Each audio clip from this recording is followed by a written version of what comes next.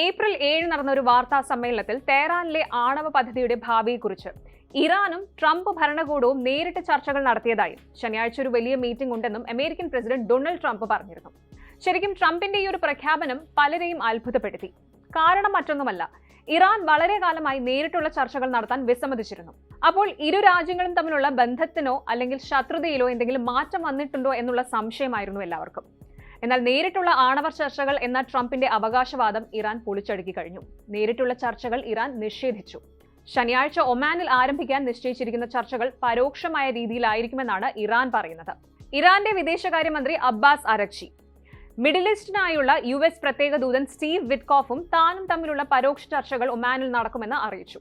ഇതൊരു അവസരം പോലെ തന്നെ ഒരു പരീക്ഷണവുമാണ് എന്ന് അരഗ്ചി എക്സിൽ എഴുതി. അടുത്ത നീക്കം USന്റെ കയ്യിലാണെന്നും അദ്ദേഹം ഊന്നി പറഞ്ഞു. അമേരിക്കയുമായി നേരിട്ട് ചർച്ച നടത്തില്ലെന്ന് ഇറാൻ വളരെ കാലമായി പറഞ്ഞിട്ടുണ്ട്.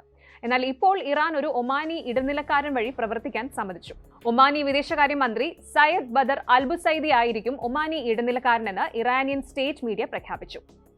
ചർച്ചകളുടെ രീതി അത് നേരിട്ടോ അല്ലാതെയോ ആകട്ടെ, അത് പ്രധാനമല്ല. ചർച്ചകൾ ഫലപ്രദമാണോ അല്ലയോ, ചർച്ചകളിൽ കക്ഷികൾ ഗൗരവമുള്ളവരാണോ അല്ലയോ, ചർച്ചകളിലെ കക്ഷികളുടെ ഉദ്ദേശങ്ങൾ, ഒരു പരിഹാരത്തിലെത്താനുള്ള ഇച്ഛാശക്തി എന്നിവയാണ് പ്രധാനം.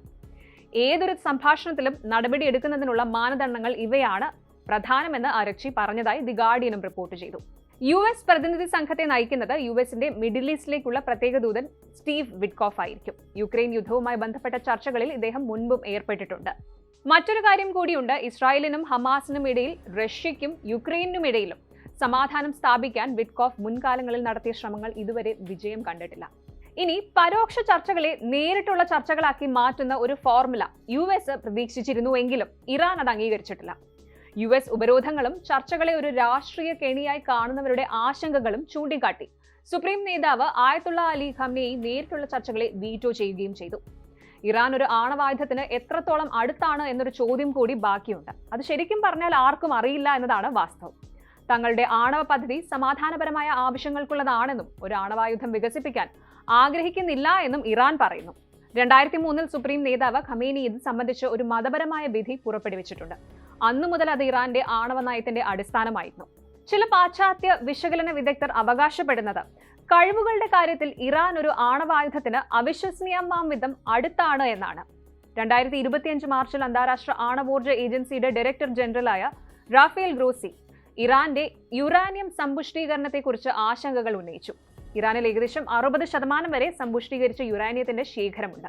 ആണവായുധം വേണ്ടെന്ന് ഇറാൻ വാദിച്ചിട്ടുണ്ട് എങ്കിലും തീരുമാനം തങ്ങളുടേതാണെന്ന് ഇറാൻ നേതാക്കൾ വ്യക്തമാക്കിയിട്ടുണ്ട്.